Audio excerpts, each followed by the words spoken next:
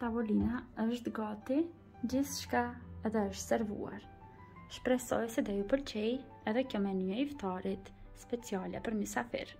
Ju dëshiroj agjerim të lehtë dhe të pranuar. Të gjitha enet e bukura që unë i përdora në këtë video janë nga faqja Happy Corner Home, linkun e gjeni poshtë videos.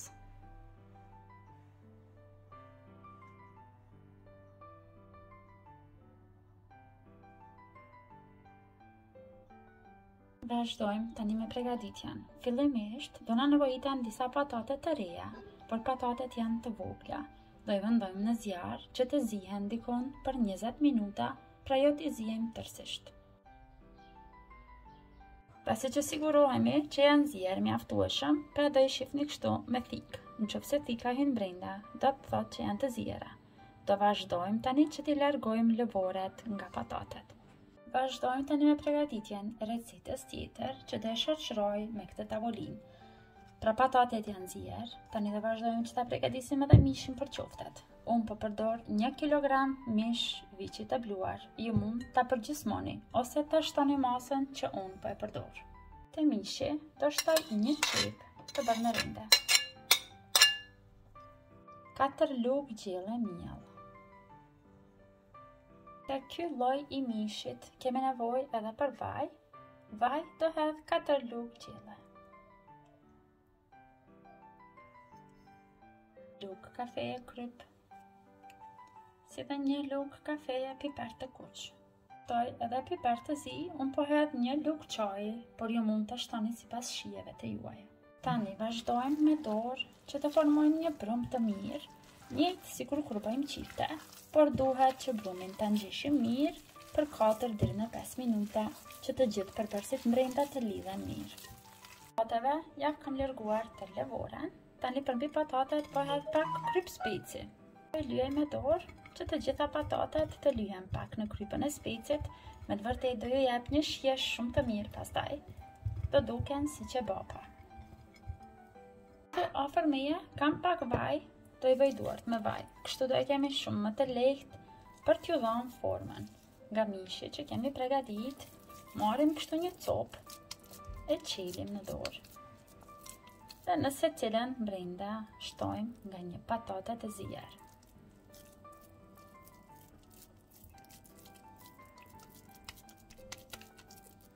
Kështu në këtë mënyrë. Duart i lijem me vaj, marrim mish dhe mbush.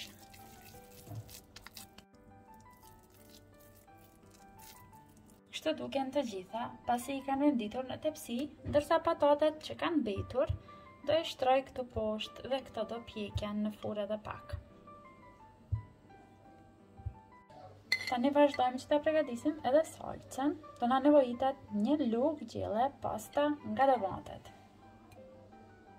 Këtu do shtojmë edhe 200 ml ujë. Tani salcën e përgatitur e hedhim brenda në tepsi të qoftet dhe patatet. Vazhdojmë që t'i pjekim. Furra është e nxehtë në 220 gradë, duke i pjekur dikon përafërsisht 30 minuta.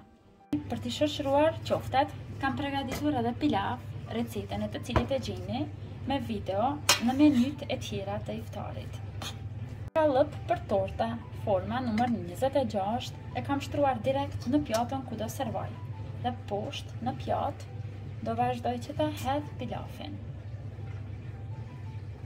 Të pilafi do vazhdoj që t'i rendis qoftet që i përgatitëm me patatet e mbushura. Patatet e vogla që na mbetën i vendojmë këtu në mes.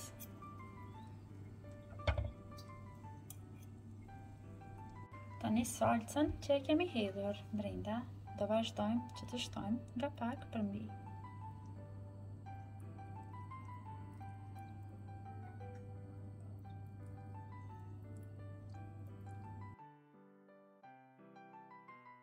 Me menyn e sonte të iftarit do përgatis edhe mish viçi, por këtë radhë do e bëj në furrë dhe do e bëj me kajmak.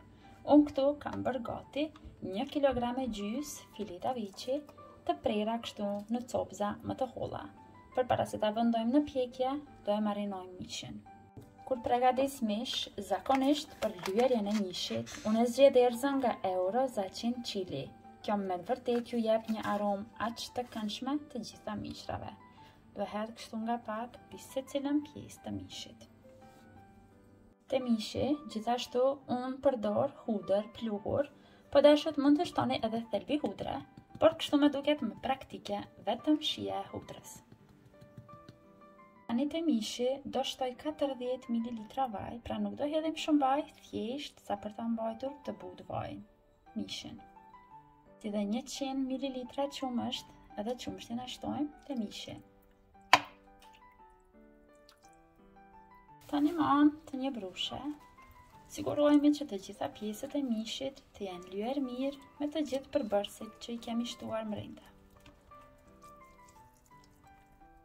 Tani mishin do e lëm që të pushoj në erëzat dikun deri në 2 orë përpara se ta vazhdojmë që ta pjekim në furrë.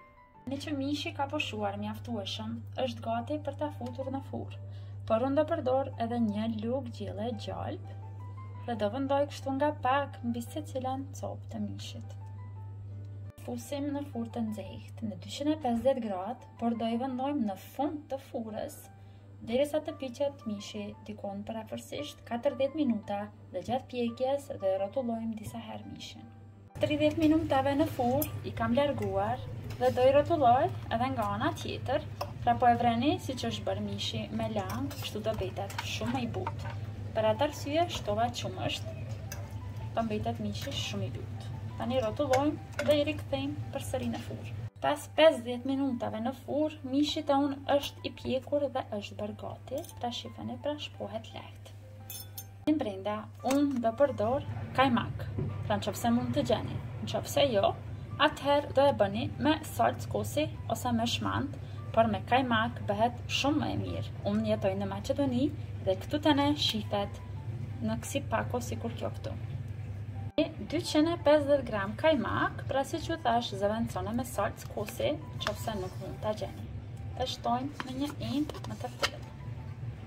Shtojmë edhe 200 ml ujë dhe e përzijmë mirë që kajmaku të shkrihet te uji dhe të formojmë një krem të mirë. Tani kajmakun e hedhim brenda në tepsitë e mishit. Dhe shkundim kështu pak. Dhe e rikthej në furrë vetëm edhe për 10 deri në 15 minuta tjera të trashet pak kajmaku te mishi. Tani më mishi është gati, do vazhdojmë edhe që ta servojmë. Mishi tani është gati, do vazhdoj edhe që ta servoj në një pjatë më të madhe. Dhe kjo recetë e mishit në kajmak është me vërtet më e mira.